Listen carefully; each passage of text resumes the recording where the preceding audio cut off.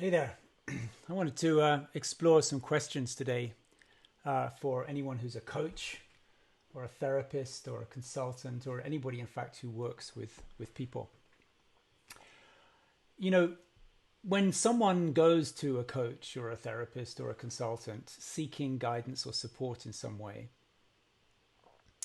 um, sorry, I'm managing my thing here, seeking support in some way, they frequently come with certain repeating questions. One would be, I have to make an urgent decision. There's a deadline and I've got to decide this. Please help me make this decision, even though the deadline may actually be self-imposed, nothing that was required from the outside. Sometimes people come asking, this person is mad at me. There's a big crisis. Somebody's mad at me. They're crazy. I'm quite sane. I don't really understand why they're reacting this way. Equally, this situation is happening to me. I don't know why this is happening to me. Poor me. I'm a good person. I didn't want it. I didn't create it. How can I stop this happening to me? And sometimes this turns into a question of like, why is this happening to me? What have I done to deserve this? I'm such a good, innocent person. What have I done to make this happen to me? But very often this is a cognitive process of, did I make the wrong choice? Did I inadvertently choose to participate with a psychopath? But this is often begging a deeper question. All of these questions that are the habitual questions people often step into the relationship with are about, what can I do about this external thing? And there's an assumption there that I am a good, coherent, consistent, well-adjusted person.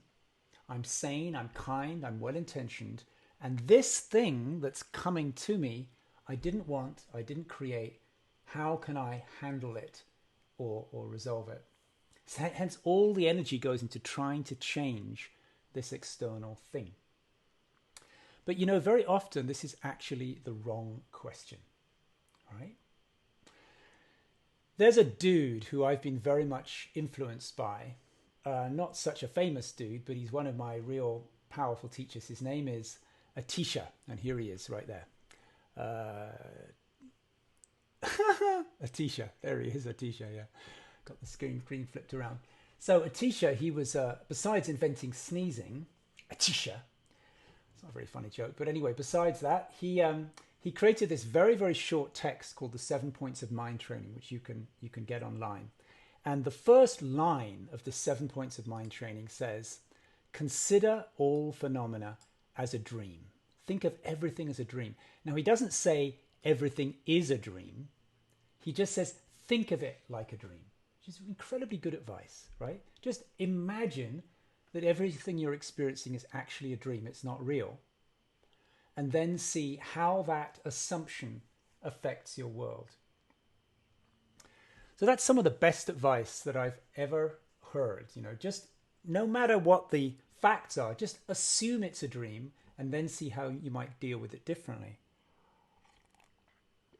So let's just play that out for a moment in terms of like a real dream. So let's imagine that you're dreaming that someone is attacking you with a knife. Let me just move out of the way of the knife. There we are.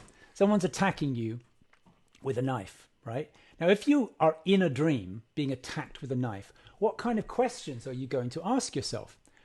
You're going to ask, what should I do? Should I fight the guy with a knife? Should I run away from the guy with a knife? Why is he attacking me with this knife? Should I reason with him? Should I try and dialogue with him? What's wrong with him, right? All of your questions within that scenario are going to be about the guy with the knife, assuming he's real. However, as soon as you shift the scenario to assuming that you are dreaming the guy with the knife, either through waking up in the morning and thinking about it or lucid dreaming, your questions are going to be different. Oops, I've got to move out of the way again. I'm getting shunted aside by these pictures. So as soon as you change the way you see it, once you know it's a dream, your questions will be different. Now your questions will be like, why am I dreaming this? What made me dream, this unpleasant dream of the guy with the knife, right? Why am I creating it? Now we know the guy doesn't really exist. He's a projection of my mind. He's something I created out of my mind to have a certain experience. Maybe I ate too much rich food last night. Maybe I drank too much wine. In other words, maybe the guy with the knife And the whole scenario is a function of my neurology. It's not real. What I need to do is change my neurology, not try and wrestle with the guy in the dream. And then, of course, we can ask ourselves, how can I actually change my neurology? What can I do to make this different? How do I, perhaps I don't drink or eat so much rich food before I go to bed at night.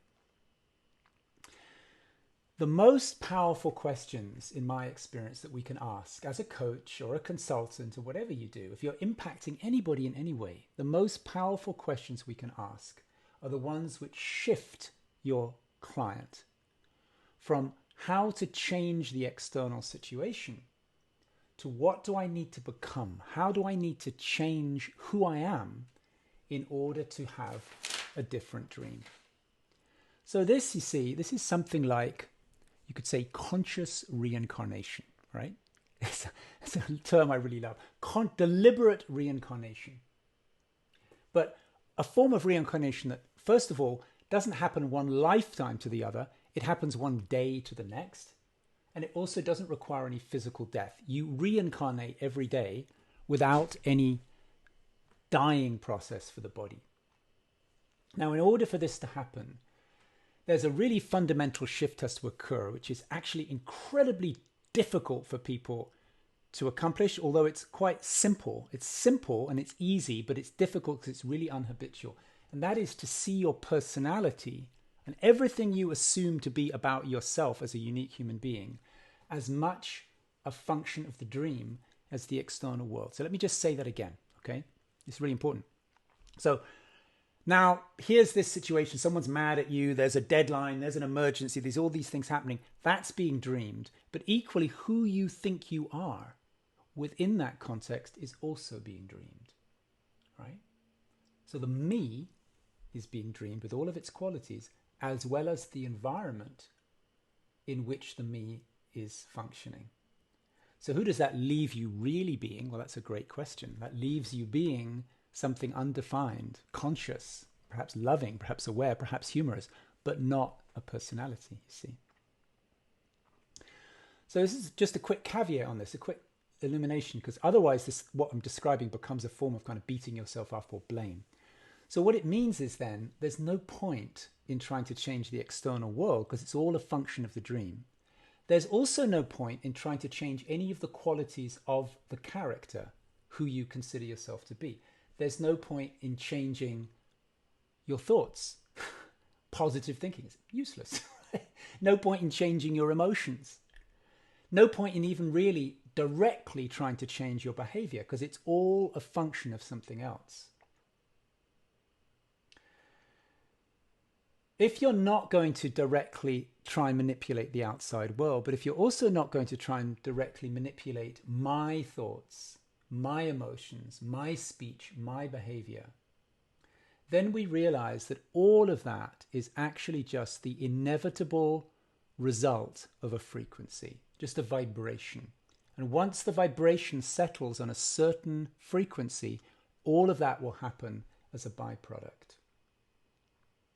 So in other words, we need to change the vibration out of which the me is created rather than any of the qualities of the me itself. This may sound a little esoteric, but it's actually the way we can understand why people who adopt a regular discipline or a regular practice very often have a much easier time in life and experience, quotes, worldly success as a byproduct of a frequency instead of something you try to achieve directly.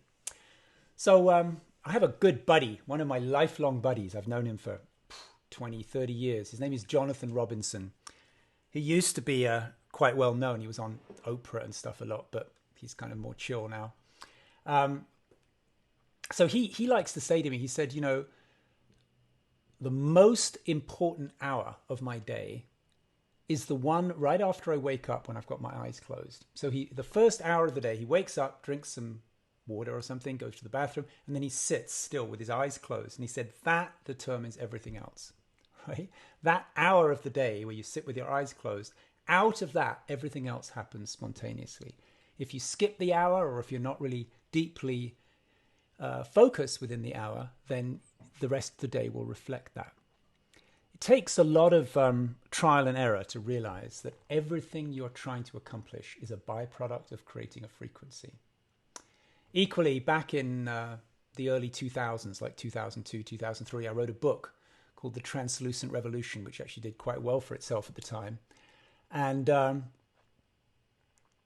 one of the people I interviewed for that book was Sanil Bonda. Let me just see if I can find this. No, that's not it. I'm going to find this quote.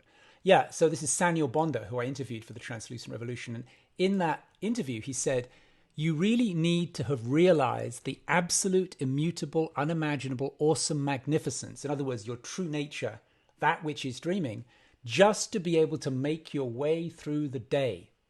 Once awakening is not viewed as a fetishism of escape, then its value in life becomes more and more evident. I just want to read that again to you.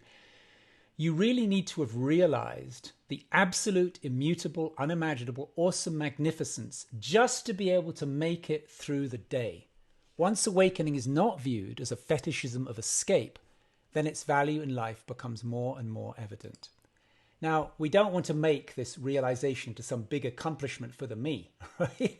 If we make awakening something the me now has to do, it's going to be super difficult, simply because the me and awakening don't really belong in the same sentence.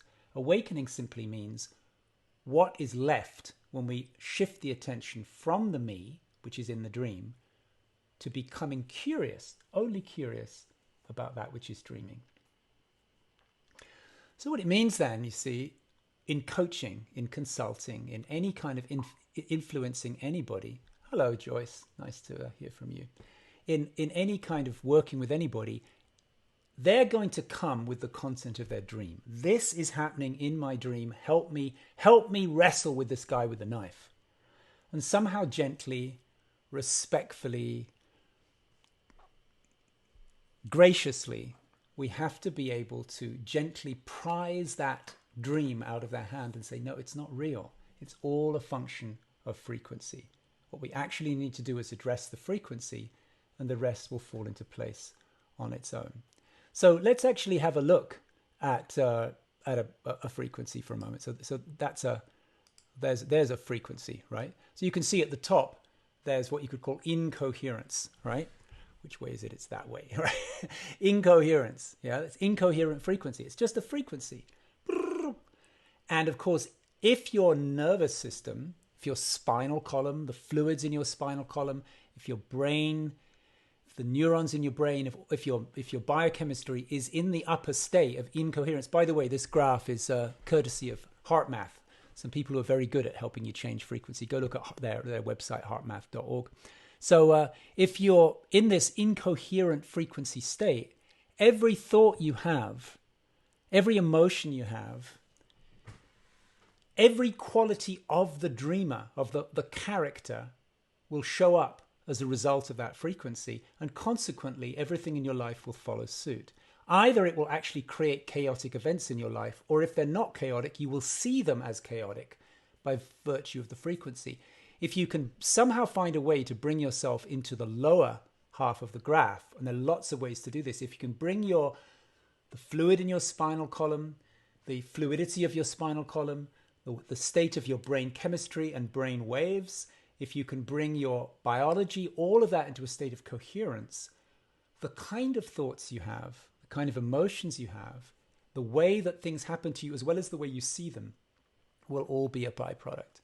So let's just explore that for a moment. Let's see if I'm going to just actually make that a little smaller. I'll just put it in the corner there so I'm not having to dodge it.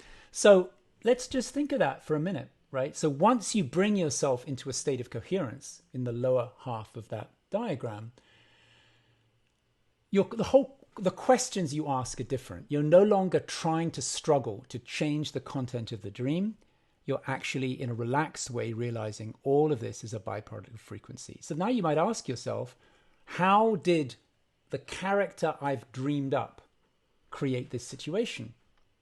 What is the dream character that I've dreamed trying to experience in this situation? Is there another way, a simpler way, a less dramatic way for the dream character to have that experience?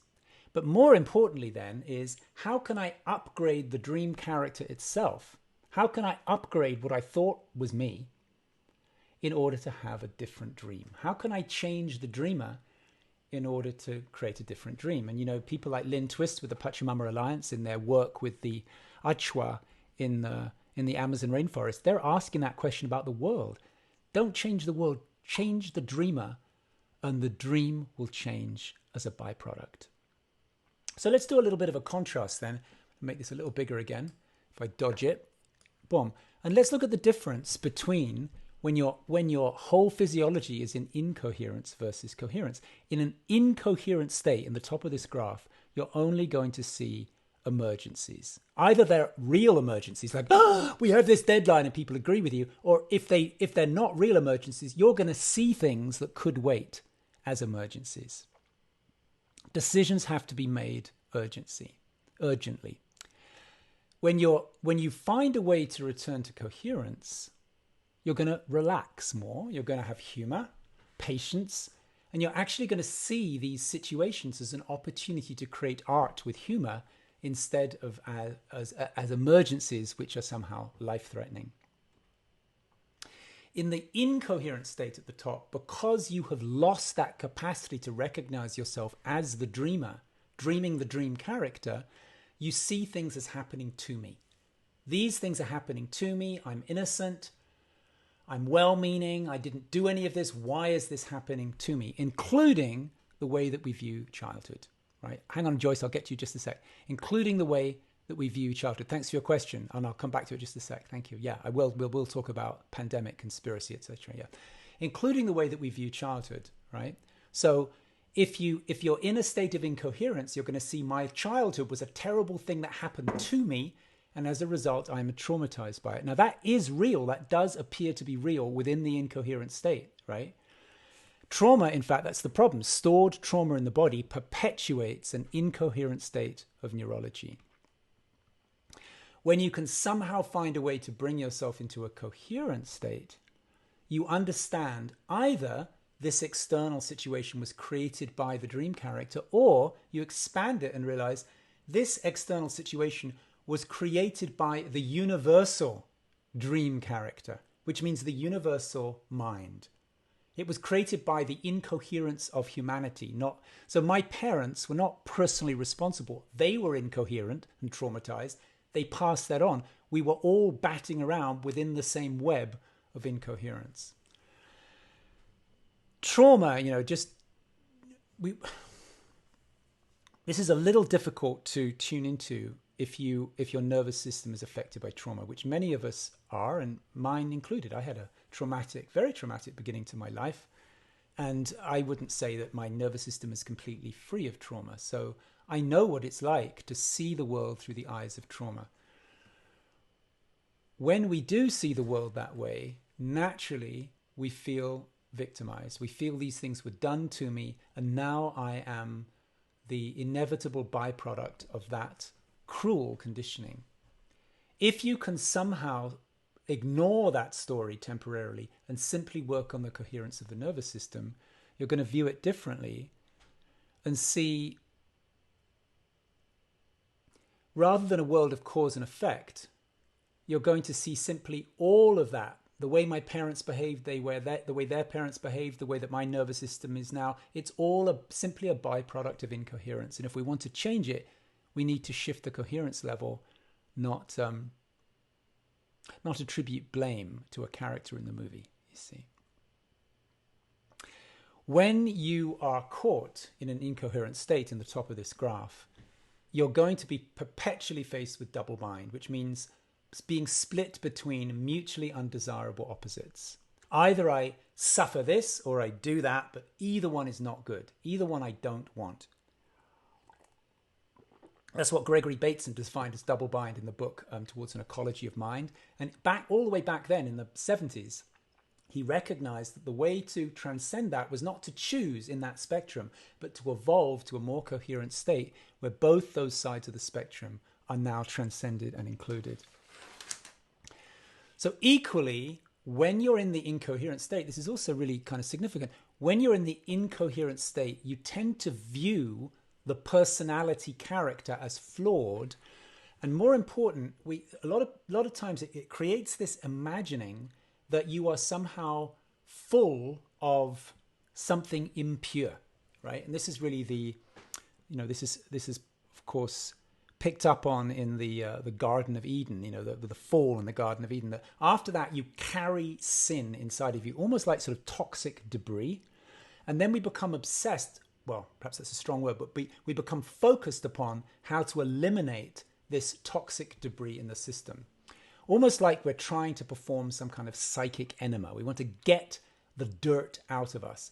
And consequently, once we are in an incoherent state and identified with a traumatized character, all of our energies go to dramatic remedies. So you want to do dramatic things. You want to do something huge and dramatic to get the devil out of you, which is why kind of exorcism is a powerful and a very gripping and attractive metaphor for the traumatized psyche. There's an interesting thing, though, that there was this book, you probably know it, called The Body Keeps the Score. It's one of the best books on trauma. Came out recently. The guy's name is Van der Hoop. I forget exactly his name. I should have had that prepared. But anyway, this guy who wrote this book, he's been doing research on trauma for decades. He's in his 70s. He's really high-class psychiatrist and academic. He came to some interesting conclusions towards the end of his book. He talks about what really works to resolve trauma. And he says, basically, the things that actually work best are very gentle, like doing yoga every day, looking at trees, EMDR, which is a very gentle kind of method. All of these things work much better than the dramatic solutions which the traumatized nervous system is attracted towards. So what he's really saying is what you actually need to do is move from the move from the incoherent to the coherent state. And when you simply adjust your nervous system, the reality in which cause and effect seems so strong will dissolve. Equally, when you're in an incoherent state up at the top, you're going to feel bad and guilty. Guilt is a function of incoherence, you see. You're going to feel like I'm wrong, I'm bad, I'm guilty, and I deserve punishment. And this becomes a self-fulfilling prophecy, because then we actually put ourselves into undesirable circumstances because it seems like what we deserve because we feel inherently bad. Once you can regain coherence, and as I said, I don't find it very helpful at all to try and regain coherence by trying to change your thoughts or even trying to change your emotions or even trying to change your behavior or your actions. If you can simply recover coherence, and there are very, very effective ways to do that, if you can come back into coherence, the natural byproduct of coherence is acceptance, forgiveness of what you thought of as me, which is just a set of personality traits, forgiveness of the other. And all is forgiven simply because I am not the person I thought I was. That's just a dream character, an automated dream character. It's kind of programmed to do that kind of stuff. That's okay, it's doing its thing. But meanwhile, I know myself to be something much bigger. So, the way to restore coherence does not occur to anybody within the dream, you see? So, if you are dreaming of somebody with a knife, you'll only think of urgent remedies. You won't think of wake up, right? Stretch your body in the bed, feel relief that this was not real, right? When you're in the emergency, only solutions defined by the emergency seem appropriate. So consequently, the way to get free, the way to move from incoherence to coherence is not going to work through taking the thoughts seriously or the emotions seriously, but by taking the frequency seriously, by noticing the frequency in the nervous system and finding effective ways to change that.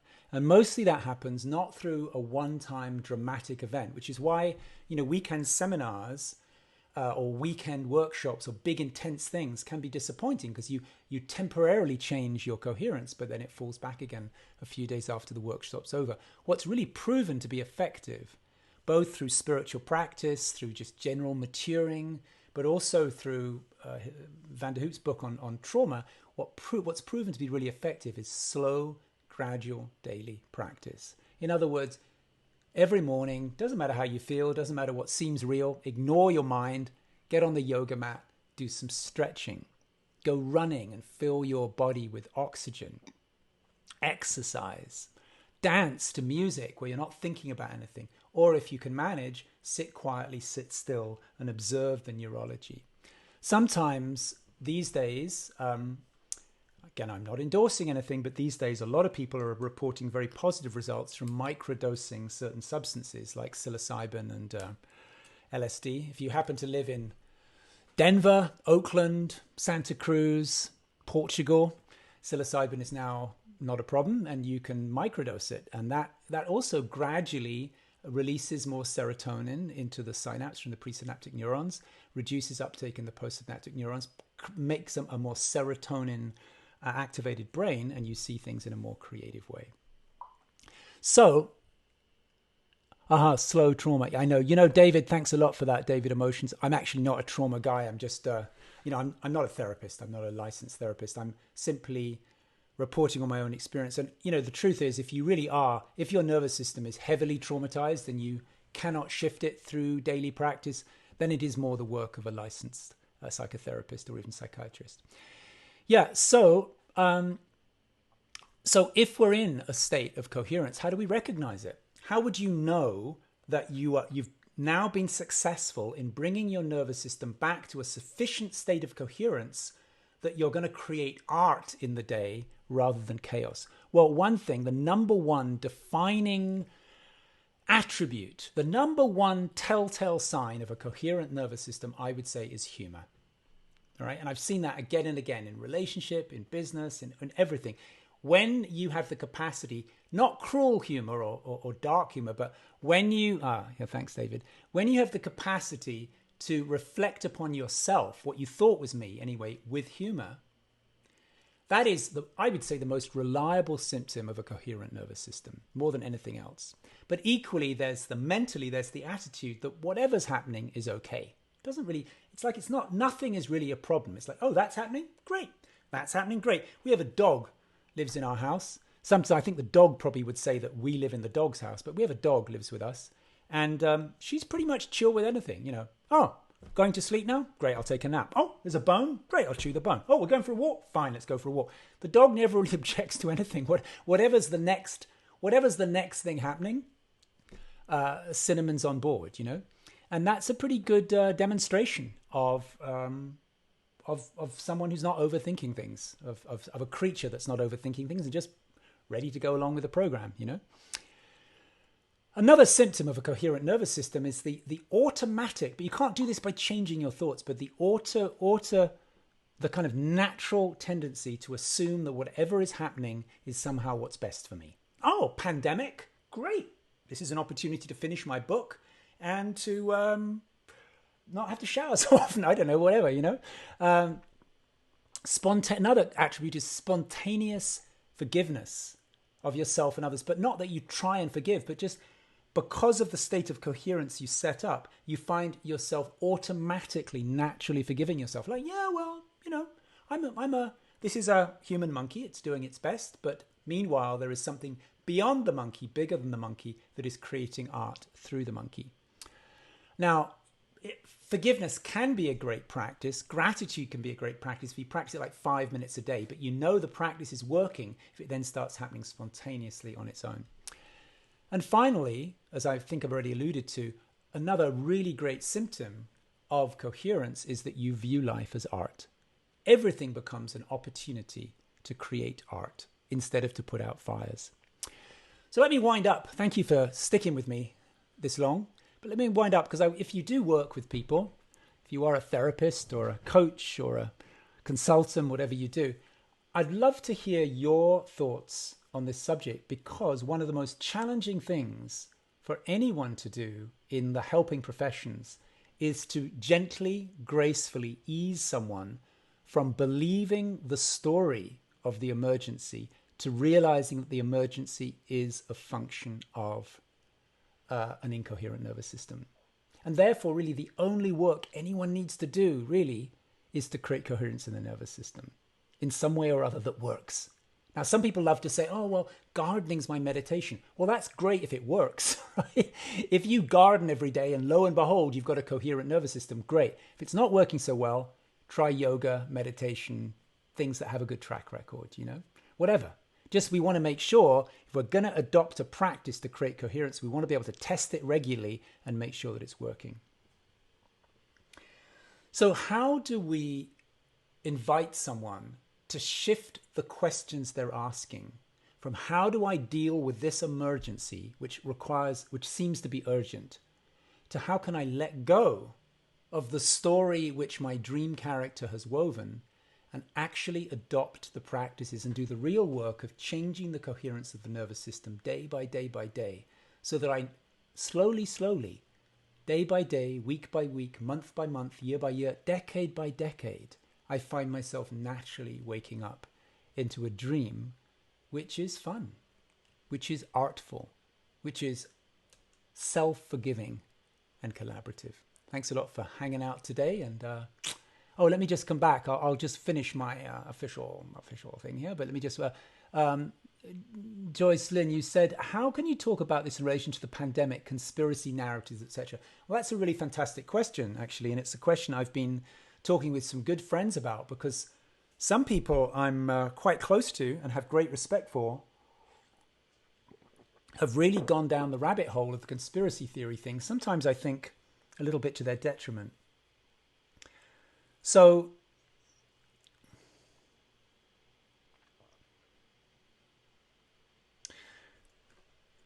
you don't have to be super smart. By the way, feel free to switch off at this point because I'm going to just address this question now. But Joyce Lynn, you don't have to be super smart to realize in America, I don't know where you live, but in America, it's really blindingly obvious that the president and his team are not telling the truth. I mean, he doesn't even try very hard to disguise that. He's saying this today, that tomorrow, inject disinfectants. No, I was being sarcastic. Open the borders, close the borders. He's all over the place. So clearly he's not even trying to be consistent or coherent. He just realizes that he's managed to hypnotize 43 million people. And, I think at one point he said I could go out in the street and shoot somebody and nobody would mind, because he's just managed to pull that off, some sort of weird art of seduction. So you don't have to be very smart in America, at least, to realize that the government is not trustworthy. Equally, you don't have to be very smart to realize that corporations are not going to tell you the truth, because corporations are for-profit businesses. Their mission is to try and sell you stuff. So it's not in their best interest to just go, we're short of money. Our product's kind of crap. You're not going to like it after a few weeks, but I'd really appreciate if you give us the money because we've got to cover our payroll. Nobody's going to say that to you, right? They're going to tell you how great it is, and they're going to play with your fears, and they're going to play with your greed to try and manipulate you into making a sale. And that's now kind of quasi-ethical. It's called marketing. I mean, when I was just young, that was considered to be highly unethical behavior, but somehow now we get away with it.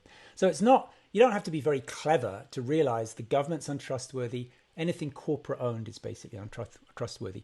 The problem is, once we've got these multiple unreliable narratives being served to us, the mind still has a natural, fearful tendency to want to look for meaning and patterns, and to know what's really going on, and to feel safe, you see. And particularly if you do carry any trauma from childhood, if your mother and your father were lying in any way or fighting and playing you against each other, then there becomes a fearful urgency to know what's really going on. And since there really isn't any one accurate answer to what's going on with the pandemic, with the virus, anything, we don't really know for sure. Was it made in a lab?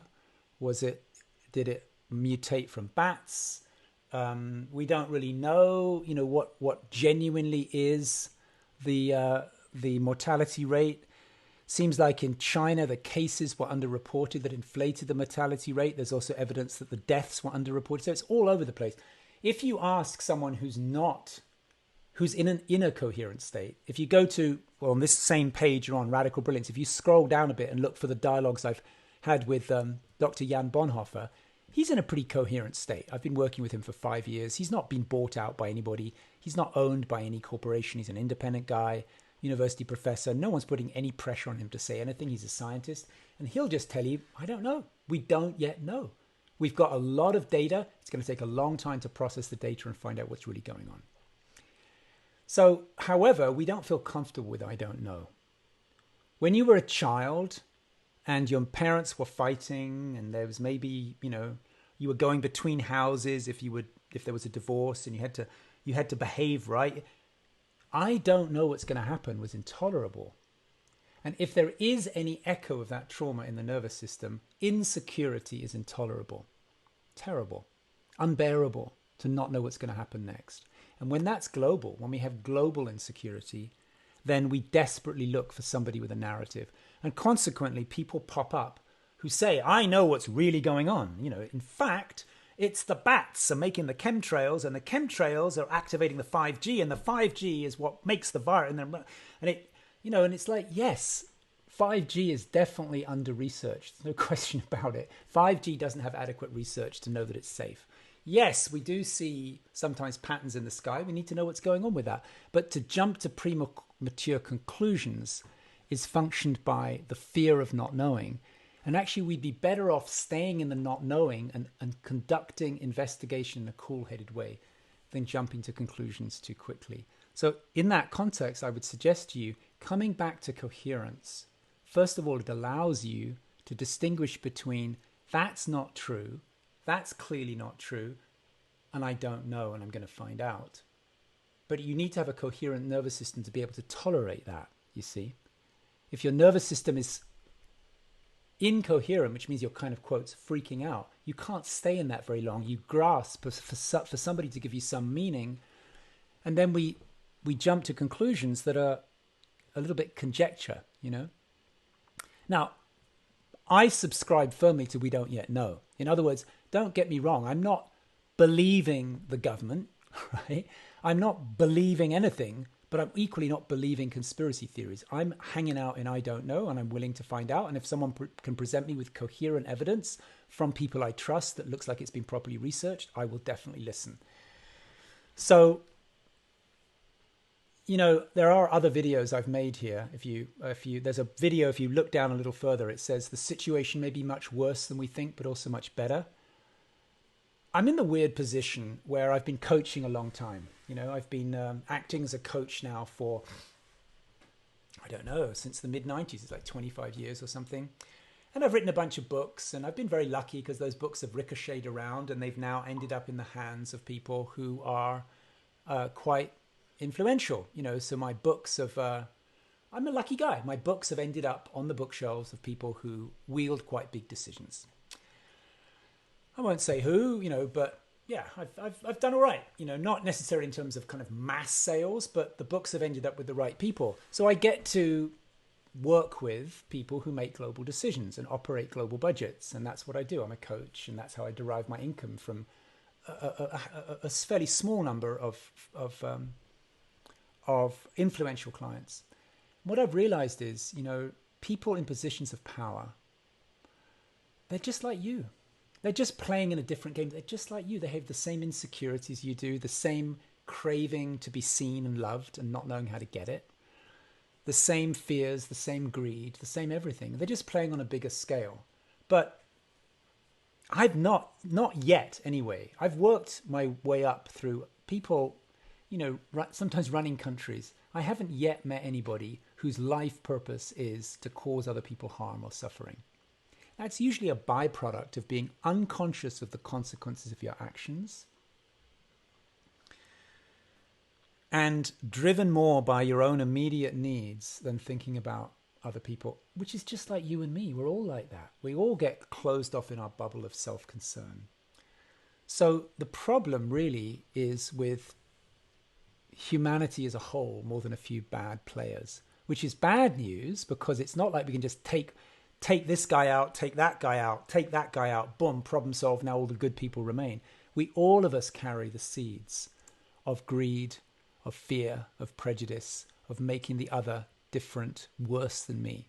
But the good news is, if you see it that way, it means we all actually have the power to do something about it, because you can get into a practice starting today to change your coherence, and then you become part of the new humanity. It means you can actually you have the power to make a difference now.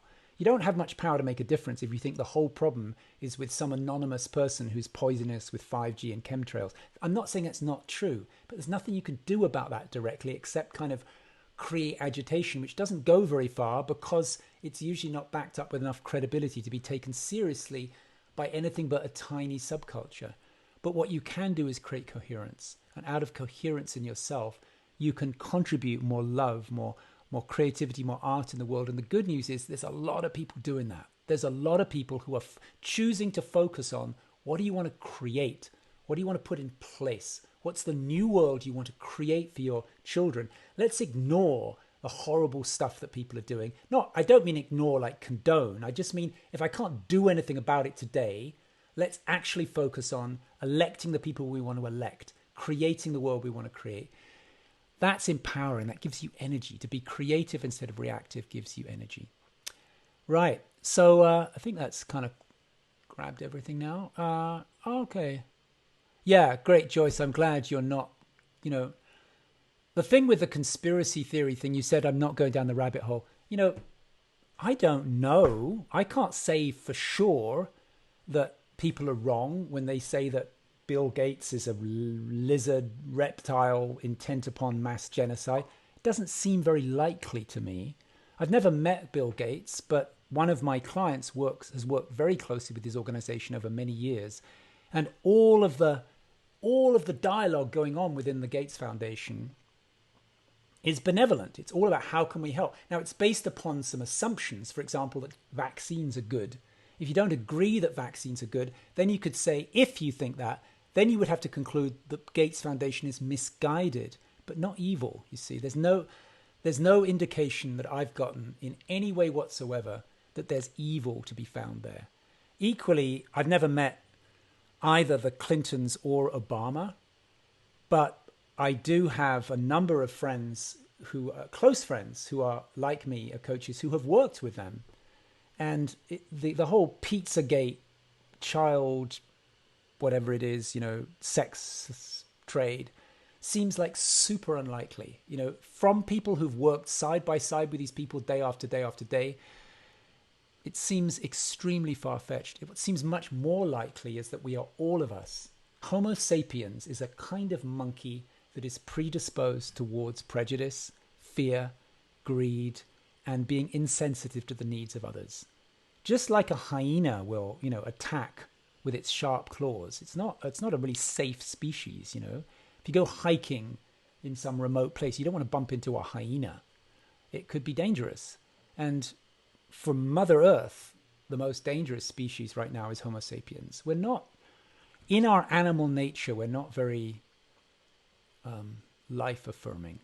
But luckily, you don't have to be a Homo sapiens. You can be observing a Homo sapiens. You can be kind of operating a Homo sapiens as a vehicle. But you can recognize yourself to be much bigger than that, actually infinite.